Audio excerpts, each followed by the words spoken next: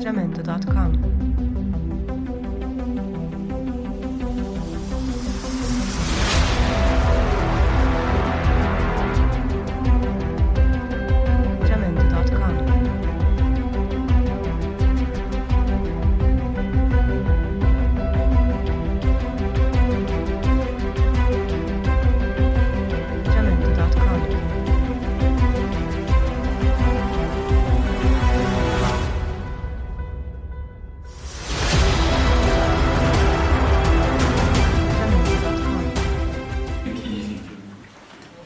Pose des questions et voilà, et en fonction de la question, on demande au conférencier le plus pointu. Oui, je veux pas ça.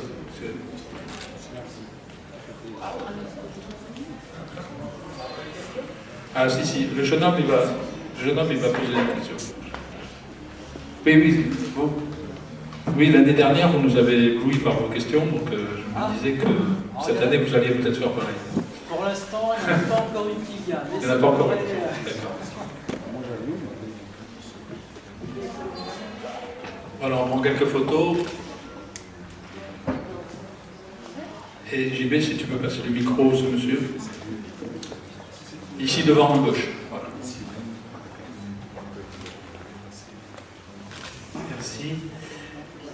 Est-ce que vous pensez qu'on approche d'un moment où arriveront des révélations qu'on commence à percevoir dans différents pays, en particulier aux États-Unis, avec l'intention d'informer vraiment les populations et de rendre tout à fait tangibles tous ces phénomènes?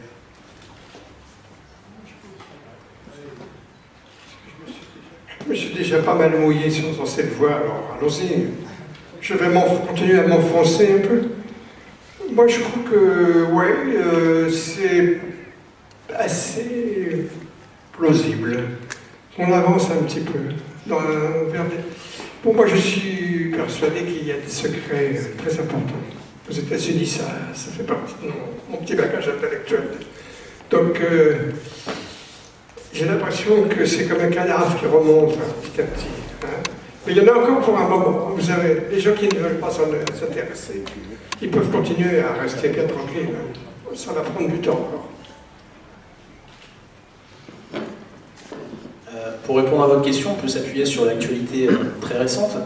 Au-delà des divulgations qui ont été faites en décembre 2017 avec le programme AATIP, on constate aujourd'hui une vraie évolution au niveau des États-Unis. On a l'US Navy qui a très clairement affiché sa volonté de récupérer de façon proactive les témoignages de ces pilotes en termes d'OVNI. Alors, l'US Navy dit par contre, attention, quand on dit que nous voulons récupérer les témoignages sur les OVNI, nous ne validons pas le fait que ces OVNI soient obligatoirement des vaisseaux extraterrestres, mais nous voulons peut-être être plus proactifs pour comprendre. Et je pense que la vidéo qu'a montré Bertrand tout à l'heure, avec le tic-tac, a quand même eu une influence. On voit aujourd'hui que les sénateurs sont plus actifs avec le travail qu'a fait Harry Reid.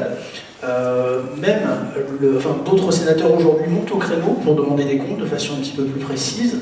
Et même le président Trump, dans une interview, a indiqué, j'allais dire avoué mais c'est pas le cas, a indiqué qu'il avait été briefé sur le sujet, même si personnellement la thèse extraterrestre était quelque chose qui ne lui semblait pas tout à fait viable. Voilà, donc on constate quand même une vraie évolution de l'armée et des politiques sur la position, mais ça ne veut pas dire pour autant qu'ils acceptent ou ils vont dans le sens qu'une vie extraterrestre existe et est en contact avec nous. Laissons tomber la question extraterrestre. Alors, voyons, il y a les cas inexpliqués. Bon, la question qu'on peut se poser, c'est quel intérêt est-ce que les Américains pourraient avoir à nous mener en bateau, en fait, à laisser diffuser des informations qui seraient fausses ou tronquées. Quel intérêt, voilà. Si c'était des gens qui font ça dans le dos des autorités, pourquoi est-ce que nous disons non? Si c'est des gens qui font ça, voilà, à l'insu des autorités, sans le savoir, comment dire, sans avoir leur aval, on pourrait imaginer que les autorités disent non, nous n'avons rien à voir avec ces histoires. Voilà. Voilà, c'est la question qu'on peut se poser quand même. Et puis on a l'impression que ça monte, qu'il y en a comme ça qui viennent. Qu'est-ce qu'il y a derrière tout ça?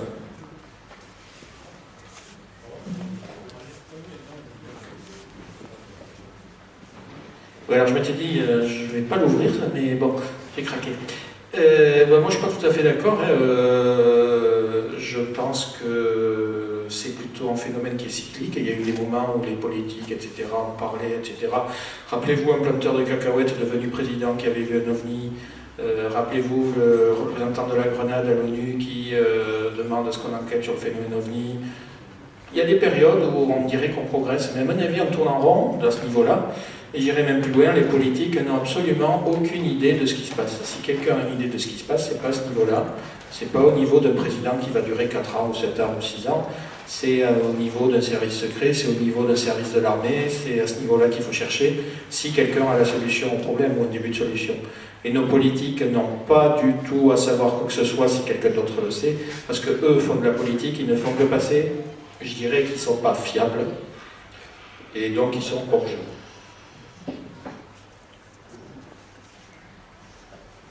Oui, le terme divulgation là, pour l'affaire du Pentagone.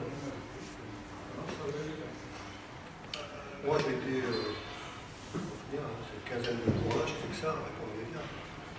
Évidemment, c'est présenté comme une divulgation d'un bureau des ovnis, donc extraterrestre.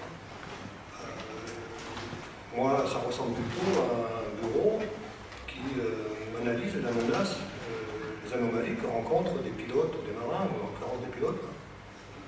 Quoi de plus normal qu'une anomalie rencontrée en opération ou en entraînement donne lieu à une investigation. Tant qu'on n'a pas compris que ça peut être une menace. Ça peut être quelque chose qui... voilà. Donc c'est un peu une menace ou une erreur de procédure. C'est un peu normal que le DOD ait à un moment donné, et peut-être toujours d'ailleurs, un bureau spécial pour étudier les anomalies que remontent des soldats de toute arme. Donc après, il se trouve que le bus qui tenait ça, il s'en va, il claque la porte, il monte une boîte privée, il dit que le bureau est fermé. Le DOD n'a rien à dire. Il est fermé, il n'est pas fermé, il continue. La défense fait un travail de défense. Il faut lui reconnaître que, heureusement, la défense fait un travail de défense. Qu'il y a des anomalies en opération, c'est normal de les traiter avec une sécurité qui va bien. C'est normal de mettre en état les failles de l'arme. Les failles de l'arme ne vont pas être révélées à tout le monde. Les armées, c'est quand même l'efficacité d'une armée, elle tient quand même au secret, à l'expertise et au maintien d'une certaine confidentialité. Donc moi je ne sais pas. Quand on dit qu'il y a divulgation de quelque chose, je ne peux pas comprendre. La chose logique, c'est que ces armées aient besoin de bureaux pour investiguer des choses qui touchent à des éléments qui peuvent être critiques, délicats, et que ces bureaux-là existent. En tout cas, je peux le comprendre. Si on laissait les anomalies traîner dans les opérations militaires, je pense qu'on pourrait se perdre.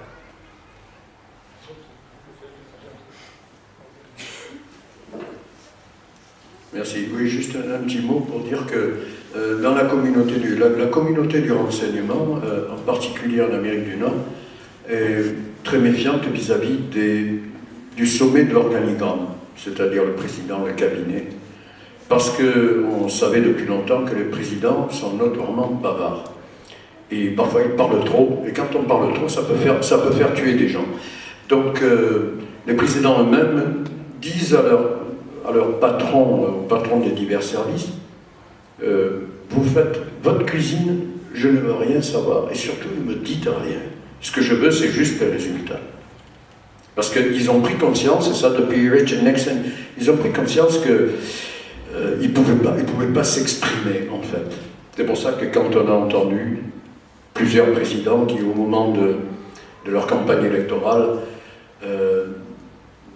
déclaraient « on vous dira tout, je vous dirai tout », puis en fait, une fois élus, ils ne disaient rien, parce qu'entre-temps, les hauts responsables du renseignement leur avaient dit « Monsieur le Président, il vaut mieux que vous l'affirmiez ». Voilà. Et ça, maintenant, je ne sais pas comment c'est en France. En France, de toute façon, on se demande si on a une communauté de renseignement, et on se demande même si on a un président, surtout à l'heure actuelle. Donc, voilà. Mais en Amérique du Nord, et en Russie, en Angleterre, dans beaucoup de pays, On sait que les présidents sont bavards, donc on ne leur dit rien, et eux-mêmes sont contents de ne rien savoir. Voilà, c'est tout ce que je voulais dire. Oui, moi j'aurais m'adresser à monsieur du GEPAM. Vous disposez d'énormément de cas flagrants et indubitables de personnes de haut niveau. Je pense notamment à ce capitaine dont le nom m'échappe, qui pilotait un Mirage 4 et qui a vu un cylindre immense le dépasser à 4000 km/h, etc. Il semblerait que vous ayez des données indubitables sur la présence extraterrestre vis-à-vis des technologies dont nous n'en sommes pas capables apparemment. Et vous semblez museler dans les informations au public, justement, vis-à-vis de ce que vous disiez, qu'il valait pas mieux au niveau de l'armée tout dire, peut-être. Donc vous semblez un peu frileux sur ces cas-là, extrêmement flagrants de la présence extraterrestre. Attendez, je pense qu'il y a une méprise. Tout à l'heure, je parlais j'imagine que le travail de défense, c'est vérifier que quand il y a des anomalies, ce n'est pas la faute des procédures et du fonctionnement des armes, des anomalies internes à l'armement. Donc quand il y a une anomalie, je ne dis pas que c'est un extraterrestre, je dis quelque chose qu'ils ne comprennent pas, qui fait qu'un pilote voit un truc bizarre, on investigue, parce qu'on veut s'assurer que le matériel est fiable, que les pilotes sont fiables. Ça fait partie de la fiabilité de l'armement. Je ne dis pas qu'on est en train je dis pas qu'on a trouvé une anomalie extraterrestre, je dis qu'on investigue. Et le propos, c'était qu'il a pu exister à ODOD un bureau d'investigation. Regardez bien, le bureau ne s'appelait pas OVNI, il s'appelait UAP, c'est-à-dire phénomène inexpliqué, c'est-à-dire anomalie en vol. Ça ne veut pas dire que c'est extraterrestre, on investigue. Donc c'est un bureau d'investigation. Je pense que les armées ont raison d'avoir ça. Tout ce que je veux dire, je veux dire qu'ils avaient raison de faire l'investigation extraterrestre, je dis qu'ils font l'investigation de leurs menaces qu'ils peuvent rencontrer. Après, par rapport à la question du témoignage, on ne travaille que sur les témoins qui viennent nous voir. Je ne traite pas les témoignages qui ne sont pas jugés. Le monsieur en question n'est pas un témoignage. Si je commence à traiter des éléments que je reçois indirects, je ne maîtrise plus la source. C'est un principe de base. Je m'interdis de donner un avis sur un cas qui n'est pas jugé. Et je ne donnerai pas, je ne dirai jamais un avis sur un cas. Je me vois très bien la difficulté déjà de ce dont je maîtrise la source. Combien c'est compliqué. Alors allez parler des choses, à la source. Parce que la source du témoignage. Dans quelles conditions le témoin a parlé? Est-ce que c'est lui qui parle ou est-ce que c'est une deuxième personne? Les pièces qu'il a, la photo, est-ce qu'il a la photo identique? Authentique ou je ne l'ai pas? Et ainsi de suite. Le radar, il a été expertisé par un radariste? Ainsi de suite. Tout comme ça. Je ne sais pas parler de ce cas. Pour le reste, je n'ai pas d'avis.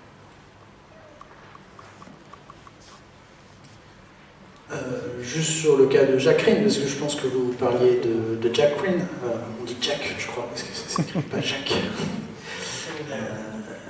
Alors, c'est vrai que la question, je comprends ce que dit Jean-Paul, c'est-à-dire que sur ce genre de cas, bon, Jack Ryan est encore parmi nous, ce genre de cas, vous n'allez pas... si Jack Ryan vient vers le GEPAM, vous serez éventuellement en mesure de travailler sur le cas. Mais s'il ne vient pas, vous n'irez pas vous-même chercher le cas. On ne va pas chercher les témoins. C'est un principe de base. Le témoin, il faut qu'il fasse la démarche. Pour aller un peu plus loin, on peut imaginer que les services de l'armée ont quand même fait les vérifications d'usage par rapport à ce cas. En France Non, Jacqueline, c'est en France. Bon.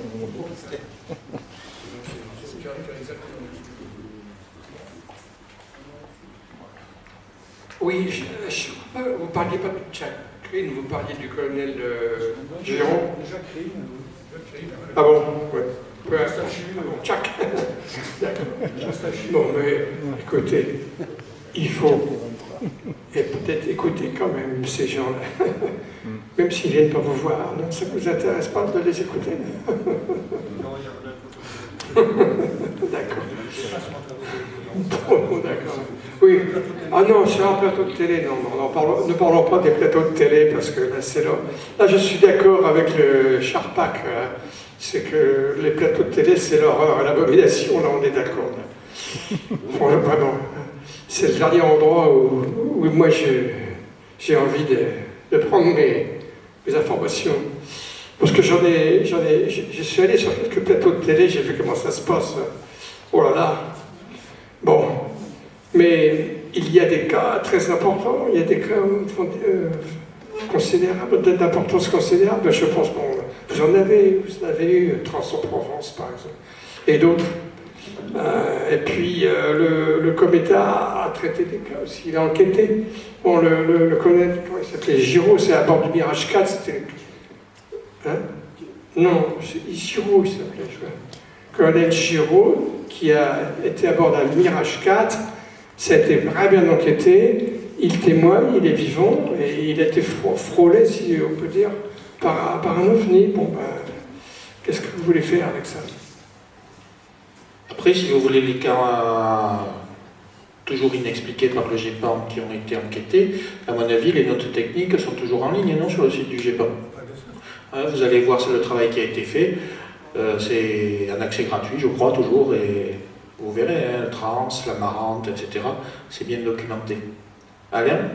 Ah non, pardon.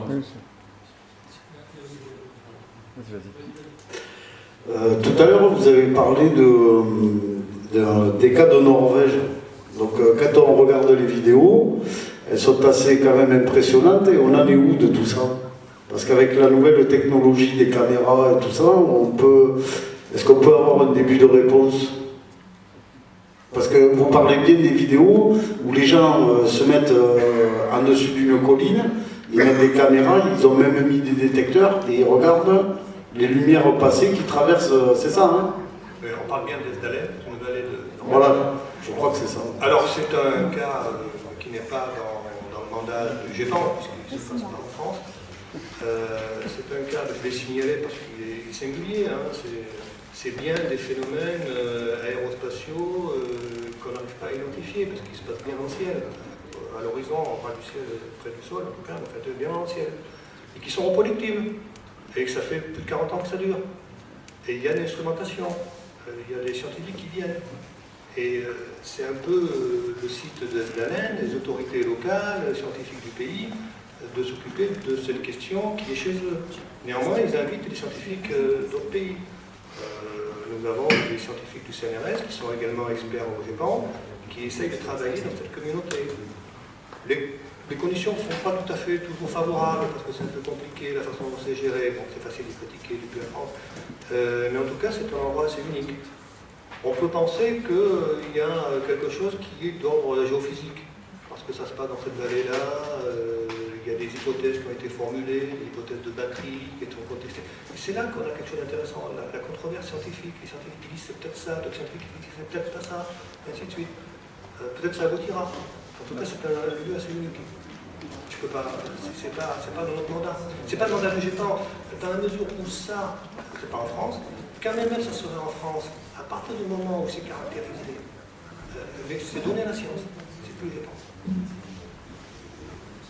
Je rajouterais juste sur Esdalen, effectivement aujourd'hui c'est pas expliqué, enfin je crois qu'il faut faire attention de ne pas faire le raccourci, c'est pas expliqué donc c'est obligatoirement extraterrestre et effectivement, non je dis pas ça pour vous mais c'est vrai que parfois on a tendance, je vois des témoins qui disent bah, si vous savez pas l'expliquer donc c'est extraterrestre.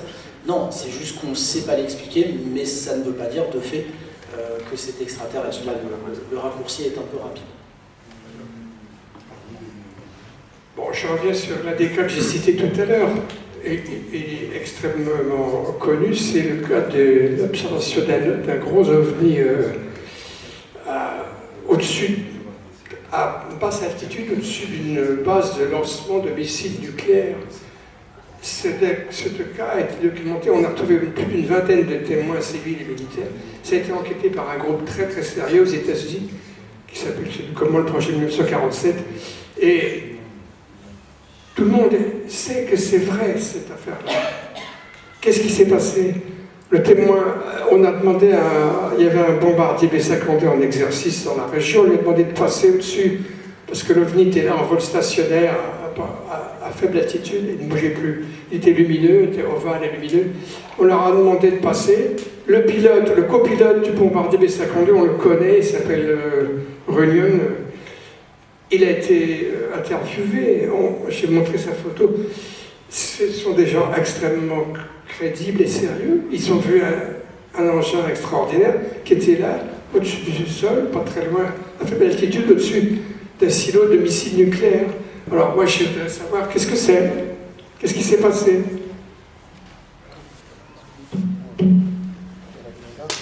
Bonjour, c'est simplement pour parler, on a parlé des objets dehors de la Terre, mais j'aimerais bien savoir votre opinion sur les objets sous-marins non identifiés. Je sais qu'il n'y a rien à voir avec le GIPAM, mais c'est curieux parce qu'en Espagne on a plusieurs cas dans les îles Canaries, dans la côte d'Eralis, dans les îles Baléares, des objets qui sont objets sortis de la mer. Le GEPAN, c'est déjà pas mal s'occuper de voir ce qui se passe dans le ciel. Dans la mer, c'est encore une autre compétence, je n'avoue que je ne l'ai pas. J'ai pas les témoins non plus. C'est une question à toute l'équipe pour savoir, pour connaître un peu plus votre opinion, si au côte de Languedoc, il y a eu des cas pareils. Moi, j'ai juste une question pour Jean-Paul Agut. Est-ce que le GEPAN collabore avec la Marine nationale? Pas assez. Pas de protocole avec la Marine nationale pour le moment. Pourtant, nous avons des témoignages venant de bateaux. C'est peut-être la marine la plus muette, je ne sais pas comment on dit ça. Donc voilà, nous avons dans le comité de pilotage la défense nationale, représentée par l'armée de l'air et la gendarmerie. Nous avons par la marine, nous n'avons pas énormément de témoignages non plus qui amèneraient la marine à s'intéresser à ça aussi. Enfin, quand nous en avons, nous n'avons pas le relais que nous trouvons côté armée de l'air. Bon. Le relais de l'armée de l'air va quand même assez loin, parce que non seulement ils donnent des traces radars, mais ils interrogent tous les centres opérationnels des autres armées. Donc ils sont notre porte d'entrée vers tous les centres opérationnels des autres armées pour savoir s'il y a pas eu quelque chose. Donc on les a pas en direct, la marine, mais on les a grâce à l'armée de l'air. Récemment, nous avons interrogé, nous sommes passés par l'armée de l'air, notre interlocuteur, pour savoir s'il y avait eu un tir de missile quelque part en Provence, venant de la marine. Voilà.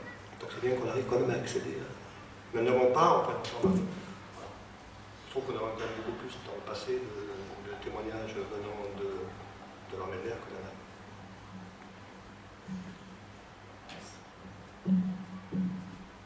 Alors, pour répondre un peu à ta question, tenemos un caso único, qui date de 97 ou 98 ou 99, j'arrive pas à me rappeler, OVNI Languedoc n'existait pas à l'époque, mais il y avait une autre structure dont Bruno était comment on appelait ça, délégué régional.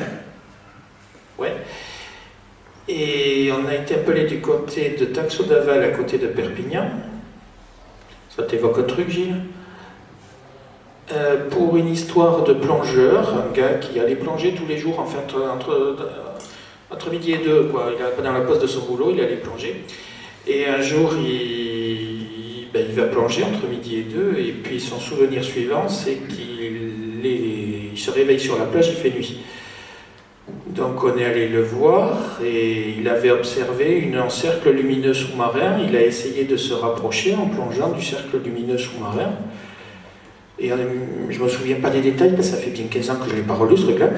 Mais à une certaine distance du cercle lumineux sous-marin, ses souvenirs s'arrêtent et il se réveille des heures plus tard, puisqu'il plongeait entre midi et 2, il fait nuit, il se réveille sur la plage. C'est toute l'histoire qu'on a eue.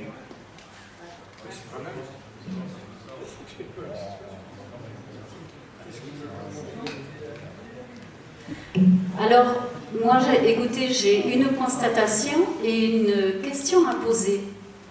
James nous a dit à un moment donné, dans sa conférence, qu'il y avait eu un crash avant Roswell en 1941. Donc, là, on est en 2019, ça fait quand même pratiquement 80 ans maintenant qu'on étudie le phénomène OVNI partout dans le monde. On a des vidéos, on a des photos, on a des témoignages de gens extrêmement sérieux. Je trouve bizarre, alors que notre technologie avance à grands pas, personne n'arrive à donner un début d'explication. C'est le blackout complet. Et on voit passer des gens, notamment au Japon, je m'excuse pour vous, monsieur Agut, qui passent comme ça et qui nous disent eux-mêmes, écoutez, non, on n'a pas de début d'explication, on ne sait pas. Et moi je me dis qu'au bout de 80 ans d'investigation dans le monde entier, c'est pas possible qu'il n'y ait pas de début d'explication. Forcément, il y a des gens qui savent, et oui, je pense que des gens se taisent. Forcément, 80 ans, c'est très long. Ben, je suis d'accord. Bravo. C'est une bonne réflexion. Je vous remercie, mais je trouve que vous avez parfaitement raison. Alors, il y a un livre quand même qui est récent, que je vous conseille de lire. Il y a 5 généraux d'aviation qui interviennent dans ce livre. C'est un livre de Leslie, traduit par de Leslie Kean, les journalistes américains. Ces 5 généraux d'aviation, plus quelques autres personnalités importantes, disent, oui, il y a des ovnis, et ils ajoutent que c'est plausible qu'ils soient d'origine, que certains soient d'origine extraterrestre. Donc quand vous dites qu'il n'y a aucun début d'explication, attendez, permettez, il y a quand même des gens qui ont des idées là-dessus. Hein. Et puis ce ne sont pas des sous-fifres, ce sont des gens de haut niveau, importants. Hein. Oui, le général Letty, c'est l'un des 5 généraux en question. Je suis d'accord avec vous sur tout ça. Certains ont le courage de témoigner ouvertement. Mais les hautes autorités, vraiment, non. Personne n'a eu les couilles, vous m'excuserez du terme, mais de dire, oui, le phénomène existe, les gens ne sont pas des fous, voilà. Mais personne n'ose parler. Alors, je peux dire une petite chose amusante. J'ai assez bien connu le rapport de l'émission du Cometa, puisque j'avais pris la défense du rapport Cometa tout de suite. Moi, je ne les connaissais pas. Ils m'ont contacté, j'ai appris des choses. Et l'un des ingénieurs du Cometa, enfin un ingénieur peu connu, qui s'appelait Gilbert Paillon, je peux dire son nom, il est décédé aujourd'hui, que j'ai fréquenté pendant 10 ans, m'a raconté ceci. Il m'a dit, oui, le rapport du Cometa, on a tiré la sonnette d'alarme parce qu'on ne fichait rien au gouvernement. Voilà. Excusez-moi, mais voilà ce qu'il m'a dit. Alors, ça tombe bien parce que j'allais parler du rapport Cometa. Je l'ai vu, ce rapport Cometa. Il est bien fait. Je l'ai vu avant même de prendre le poste. C'était un document qui m'a intéressé. En ce sens que quand on le lit comme ça, on se dit, bon, effectivement, il y a quand même pas mal de choses, il y a beaucoup de choses qu'on ne comprend pas, et qui fait un état de ce qu'on ne comprend pas. Et c'est bien écrit. Très bien écrit. Et c'est écrit de manière par des gens, donc on a envie de dire, bon, ils sont plus très libres que l'autre, parce qu'ils viennent de la défense. Voilà, donc c'est quelque chose qui, de ce point de vue-là, positif, dans la mesure où ça donne de l'intérêt à ces choses-là, ça présente de l'étrangeté, ça rapporte l'étrangeté telle qu'elle existe. Je salue d'abord le rapport Cometa, après je vous dirai les limitations de ce rapport. Je salue le rapport Cometa parce que, quelque part, il a un rôle énorme dans notre travail. Il permet à des gens de se dire, qui ont envie de témoigner, de se dire, je peux témoigner. C'est pas si farfelu, c'est pas complètement faux ce que j'ai vu, puisque des ingénieurs de haut vol, si ce n'est pas des pilotes, disent que ça peut exister, donc je dois pouvoir parler. Donc c'est quand même intéressant ce rapport, qui permet de désinhiber le témoignage. Donc on a des témoins qui parlent plus facilement parce qu'ils ont vu un rapport Cometa, ils essaient du sérieux, même des gens sérieux s'occupent de ça. De ce point de vue-là, c'est très bien. Après, le problème que pose le rapport Cometa, c'est que, je vous dis, il rapporte d'étrangeté, mais il ne l'enquête pas. Il rapporte l'étrangeté telle qu'elle est. Et cette étrangeté, c'est vrai, quand on lit des éléments, qu'on les trouve dans la littérature, parce que c'est souvent des trucs à l'échelle mondiale, c'est pas que la France, c'est des choses qui sont étranges, parce que le témoignage est étrange. Mais l'étrangeté, moi je fais que ça toute la journée, des témoins qui me rapportent des choses étranges. Mais rapporter et enquêter, c'est pas la même chose. Le rapport Cometa n'a fait aucune enquête. Non, le rapport Cometa n'a fait aucune enquête. Le rapport Cometa a rapporté des témoignages. Le rapport Cometa n'a jamais été en relation avec le GEPAN. Le le rapport Calmetta a rapporté les témoignages. Il a une première partie qui est structurée sur le mode tous les éléments, en rapportant les éléments d'enquête qui avaient été faits à droite et à gauche, en particulier aux US. Il n'y a pas eu de relation directe avec le GEPAN à ce moment-là. Alors ce que je peux dire, c'est que ils ont fait un peu comme moi j'ai pu faire au début. Tiens, c'est vraiment étrange le cas. Sauf que quand on est dedans et qu'on travaille sur le témoignage tout le temps, on se rend compte quand même qu'il y a une complexité, qu'il y a des conditions nécessaires pour que cette étrangeté soit reconnue comme telle, pour qu'il y ait des éléments qui peuvent être exploités, des limites du témoignage. Il y a tout un travail qui peut être fait, qui peut consolider ou non le témoignage. Et ça n'a pas été fait par rapport comme État. Ils n'ont pas entrepris ce genre de travail. Alors après, dans la deuxième partie, ils étaient un peu... C'est des gens comme vous et moi. Ils ont été au bout de la démarche. Il y a une composante de lecture de ce qui est étrange. Et effectivement, quand on le lit simplement, quand le rapport est étrange. Et après, ils ont dit, dans la deuxième partie, ça perturbe les pilotes, c'est quand même des choses de la défense, il faut quand même qu'on travaille ça sérieusement. Et ils ont fait une chose très bien, ils ont demandé à ce que les GEPAN aient plus de moyens. Bon, ça n'a pas changé les moyens du GEPAN à l'époque, le GEPAN existait depuis 2017. Mais cette partie-là du rapport est bien, à savoir si c'est du sérieux, il faut s'en occuper, les pilotes voient des choses, il faut quand même se travailler là-dessus.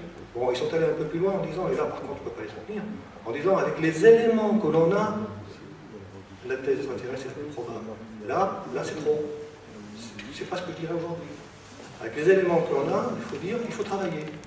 Il faut savoir récupérer le témoignage à temps. Il faut travailler avec les sources. Il faut s'organiser.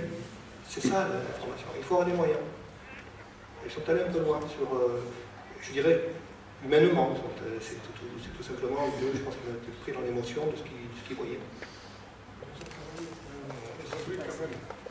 Excusez-moi, ils ont quand même interviewé pas mal de choses, surtout dans l'aviation, les pilotes, pendant 3 ans, quand même. Vous interviewez un pilote, il va vous dire tout ce qu'il a vu, tout le temps. S'il n'y a pas d'autres éléments, il va toujours vous dire la même chose. Si vous travaillez qu'avec le pilote, il va vous dire la même chose. Alors après, il y a des protocoles, il y a des façons de faire la recueillir un témoignage, mais je vous dis, celui qui n'a pas la manière et la façon de le faire, il attaque la chose avec des questions fermées. Même moi, j'ai mis plus d'1 an, 2 ans à savoir correctement, pas faire d'erreur dans le collecte des témoignages. Mais c'est vrai, c'est pas leur boulot, ils n'étaient pas là pour ça. Donc ils ont récolté des témoignages, le témoin et le pilote, il a redit ce qu'il avait dit 10 fois. Il avait dit, c'est étrange. Oui, c'est étrange. Je suis d'accord, c'est étrange. Mais voilà.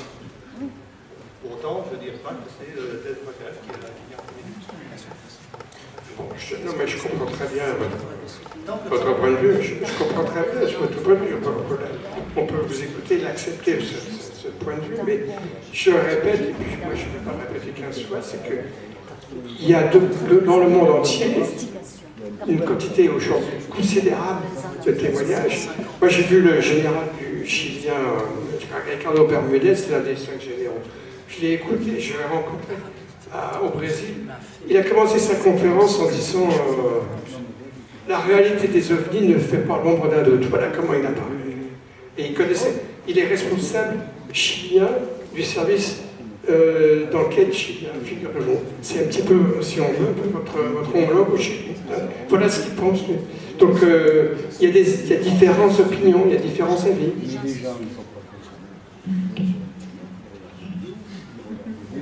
Je voudrais peut-être juste rajouter un mot. Quand on parle des hautes sphères, on parle des politiques.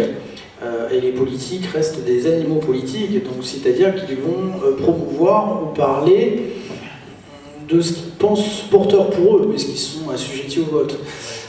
C'est pour ça peut-être que les politiques américains parlent un petit peu plus de ce phénomène-là, puisque c'est un sujet qui peut techniquement leur amener quelques votes. En France, c'est pas le cas, à part Robert Gallet, à l'époque, qui a été interviewé par Jean-Claude Bourret. Je ne crois pas qu'il y en ait eu beaucoup d'autres qui aient parlé du sujet. Donc voilà, je crois que nos politiques commenceront à s'intéresser au sujet quand ça deviendra bankable pour eux et surtout traduisible en vote immédiat et non pas en non-vote, puisqu'on a quand même l'expérience d'un candidat à la présidentielle, qui n'aurait pas gagné quand même, mais qui avait commencé à parler du sujet et ça ne l'a pas aidé du tout. Donc aujourd'hui, parler de ça, pour un politique, c'est super casse-gueule. Donc il ne faut pas s'attendre à ce qu'ils s'emparent du sujet. Thierry, ¿me puedes ayudar para traducir? Mon question c'est pour Jean-Paul Agut. Et je vais le poser en espagnol et Thierry peut traduire. Le quería preguntar solamente sobre una diapositiva de su conferencia, la diapositiva donde hace una lista de posibles explicaciones para ese pequeño 3%.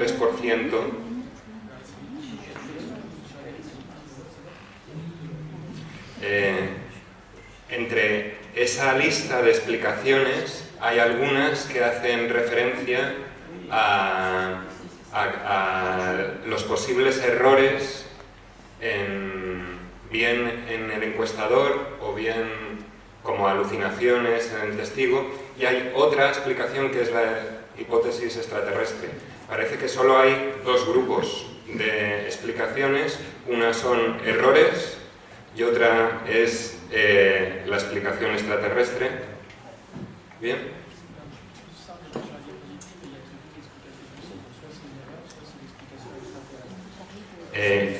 Non. Il n'y a jamais le mot erreur, d'ailleurs. Il n'y a pas le terme erreur. Non, non, non. Lo sé, je sais, mais pour... je sens qu'il y a deux groupes de possibles explications. Lo que quiero decir es que tomando el fenómeno con... Alors je la connais bien, la diapositive, elle commence par une introspection. L'enquêteur peut mal travailler. Oui, oui. Il peut mal travailler, l'enquêteur. Ensuite, vous avez bien vu, il y a les cold cases en police, des fois c'est une erreur d'enquête, des manques de moyens. Et ensuite, ce qu'il peut y avoir derrière, c'est des facteurs humains, comme une mal saisie, un pilier canular, l'imagination. C'est bien normal d'y penser, puisqu'il y a des humains. Avec la mesure que je donne, avec une certaine... Et puis, des phénomènes qu'on ne comprend pas, qu'on comprendra peut-être un jour, s'ils sont naturels, ou qu'on ne comprend pas parce qu'ils ne sont pas naturels. Ils sont peut-être d'origine extraterrestre, peut-être. Solamente quería preguntar la opinión de todo el panel sobre la posibilidad de que el fenómeno, siendo real y estando dirigido por una intención y por una conciencia, no sea necesariamente de gente de otro planeta que construye naves y nos viene a visitar sin más, sino que se enmascare, que coja esa máscara y se presente así, pero que no necesariamente tenga que ser realmente, literalmente, gente currando o trabajando en fábricas, construyendo naves en otros planetas y visitándonos.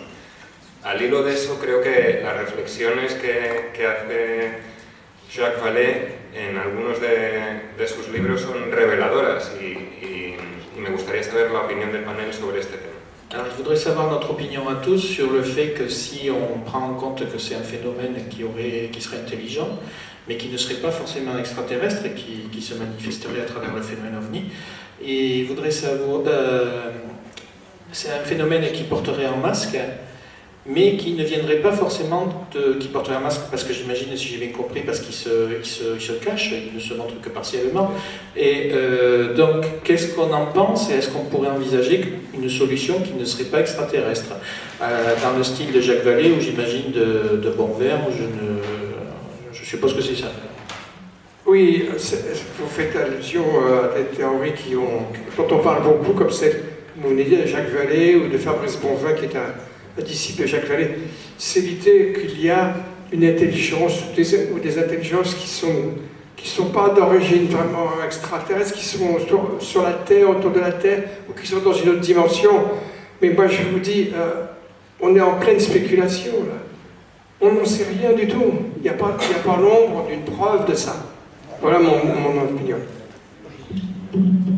Plus que pour les extraterrestres, pour les blancs. Spéculation pareille. On a beaucoup parlé de la fiabilité des témoignages, des risques qu'il peut y avoir dans une enquête. Il est clair que bon, si on a un témoignage isolé, on peut toujours en douter, mais que penser des grandes vagues d'observations qui sont remportées par des milliers de témoins et qui décrivent des phénomènes aux caractéristiques homogènes et non compatibles avec l'aéronautique? Quelques exemples. En 1947, aux États-Unis, on a des milliers de personnes et des rapports militaires qui nous signalent des disques volants argentés réfléchissant à la lumière à basse altitude et pouvant voler à Mach 1, 2 ou 3, alors qu'à l'époque, on atteignait à peine le 1000 km/h. Quelques années plus tard, en France, 1954, des milliers de témoignages, parfois avec des témoins en groupe, 10, 20, 30 personnes qui nous décrivent des soucoupes, des cigares et autres, des objets qui sont radicalement incompatibles avec l'aéronautique. Et on pourrait continuer. Vague belge, c'est 2000 témoins qui nous décrivent des des triangles volant à basse altitude et à la vitesse d'un vélo, incompatibles avec le F-117 qui était le rare avion triangulaire à l'époque. Et on pourrait en citer d'autres, Hudson River, 7000 témoignages, 1983, 1985, et ça a continué au fil des années. Ce qui fait que là, c'est pas un, deux ou trois témoins qui nous décrivent ça, mais ce sont des centaines et des milliers, et quand on regarde ces formes, c'est des formes, on ne peut pas les confondre, hein, des triangles métalliques, par exemple, ou noirs, ça n'existe pas naturellement. Des disques, les meilleurs qui ont volé et qui ont été construits humainement, ils vont à 200 km/h. On sait que ce n'est pas une forme qui est pratique pour l'aéronautique. Et le point commun, effectivement, c'est qu'ils sont non compatibles avec tout ce qu'on sait faire. Et c'est peut-être pour ça qu'en raison de cette masse de témoins, l'hypothèse extraterrestre a été ouverte. Donc ma question est qu'on a des centaines de témoignages qui se cumulent et qui sont cohérents, y compris avec des scientifiques, des militaires, des pilotes, des ingénieurs et des notables, des gens qui n'ont aucune raison apparente de mentir. Pourquoi est-ce qu'on ne prend pas au sérieux ces témoignages massifs?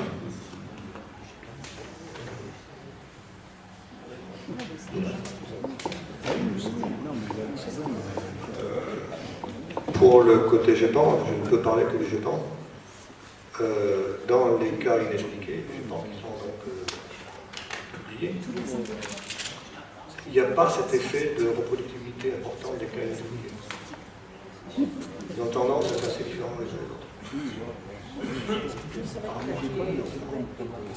La vague 54 était avant le GEPAN.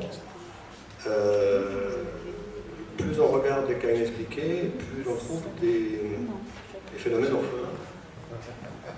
C'est pas ce que je vois. Orphelins, c'est-à-dire qu'ils n'ont pas de famille. Ils sont tous particuliers. Enfin, moi je parle du GEPAN, je ne parle pas de la littérature mondiale. Je vous dis, je ne peux pas parler de la littérature. Je parle de ce que je parle. Ceux pour lesquels il y a des conditions connues. Des témoins qui ont été enregistrés isolément, pas tous ensemble. Possibilité de contamination. Non mais là je crois qu'on ne va pas arriver à...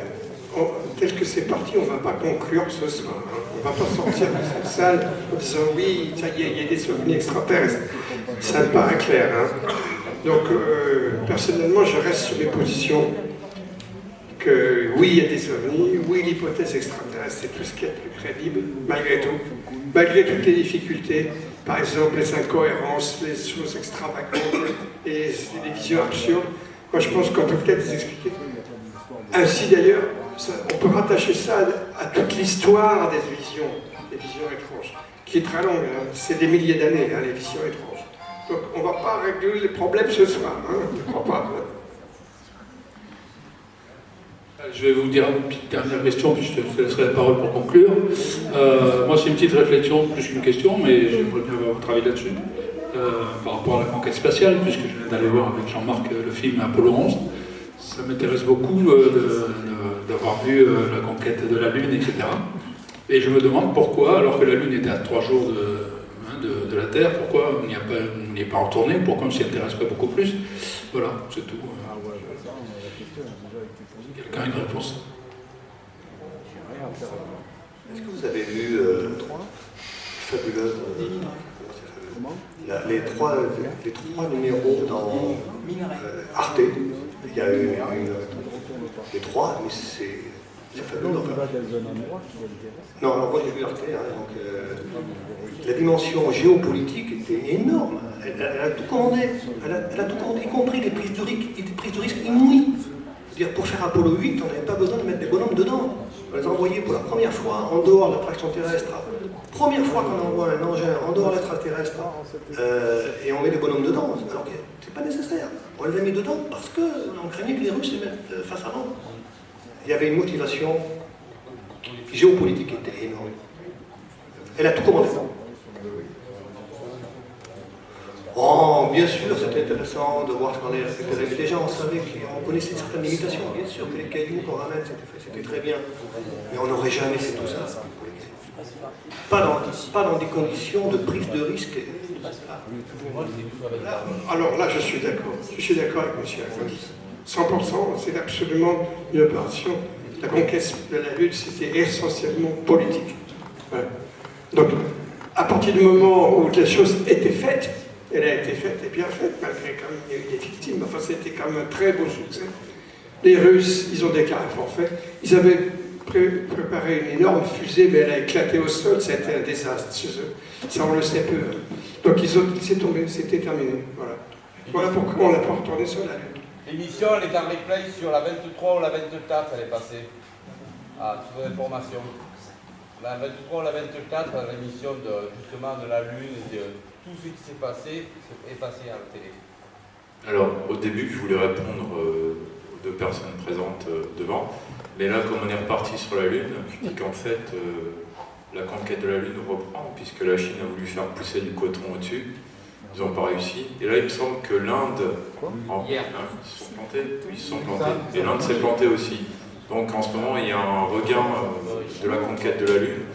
Mais c'est plus Mars qui est intéressant, enfin qui intéresse les scientifiques à l'heure actuelle. La Lune serait plutôt une base de lancement des fusées pour Mars. Voilà, c'était comme le thème, c'est les 50 ans on a marché sur la Lune. Voilà.